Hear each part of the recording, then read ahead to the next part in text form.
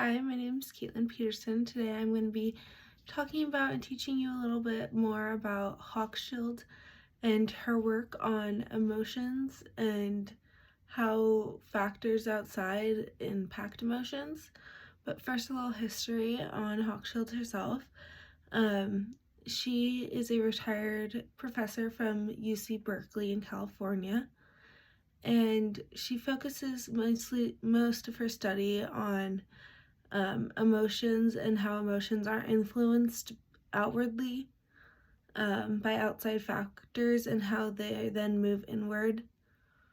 Um, and she also continues to rate Mill's ideas by drawing connections between private troubles and public issues. And so she connects how those issues, such as private troubles like feeling depressed and feeling anxious, and how those can relate to more public issues, something that more of the broad society can connect to. Before Hochschild's studies became more popular in sociology, a lot of sociologists assumed, and most people still assume, that our emotions are an inward feeling that we then express outward. But Hochschild actually argued that our emotions are influenced from outside factors and are either suppressed or encouraged, and then by that they then move inwards, and then that tells us how we're allowed to feel them. So basically, outside factors help to create emotions, and then those emotions live inwardly.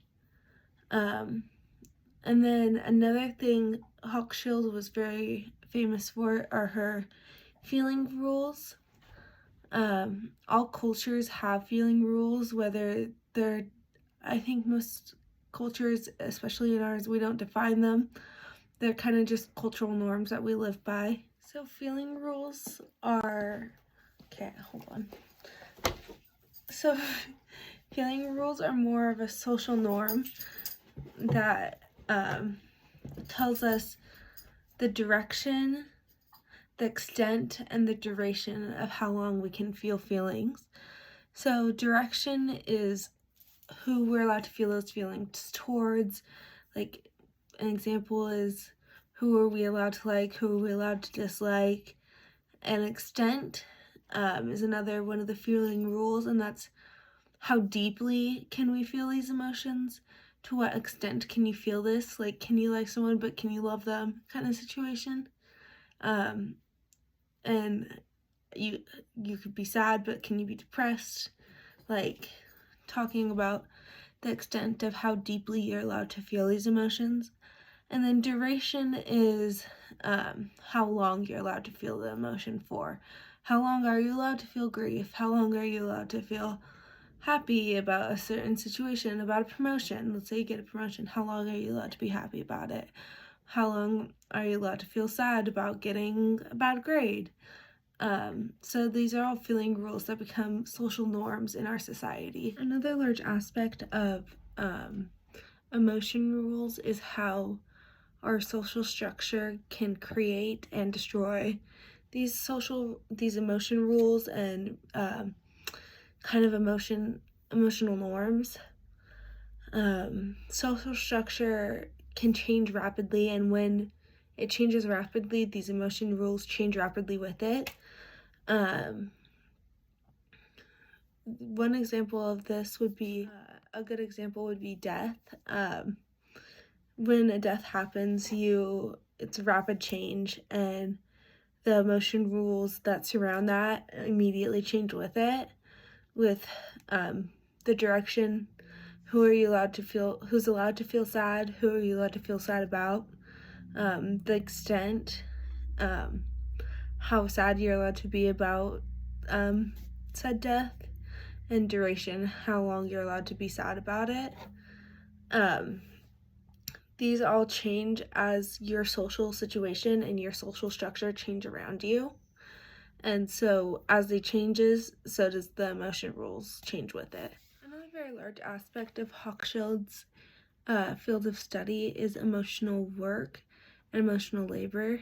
it's important not to get the two confused because they're very different. Emotion work is about how we manipulate others' feelings and how we manipulate our own feelings through surface acting and deep acting. Surface acting is when we change our appearance on the outside, our facial expressions, to convince other people that we feel a certain way that's untrue. That's one way we manipulate others' feelings and our feelings is through surface acting. And another way we manipulate our feelings and others' feelings through emotion work is through deep acting. And deep acting is more inside, when you try and convince yourself that you feel a certain way in order to convince others that you feel a certain way. So this is emotion work both on yourself and on other people. Emotional labor is different from emotional work because it's not about changing feelings. It's more about how feelings are changed by paid work. So think about it more as how your job affects your emotional state. The toll that a job or a certain task could take on someone's emotion, that's emotional labor. That's how your emotions are changed and extracted through your labor.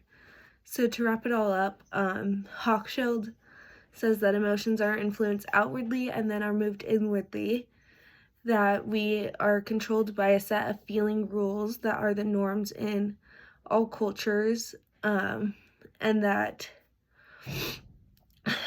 we manipulate emotions through emotional work, and we do that through surface acting and deep acting, and also that we take a toll on our emotional labor through our paid work. And these are all the ways that Hochschild continues to write Mill's ideas by linking private troubles to public issues. So thank you.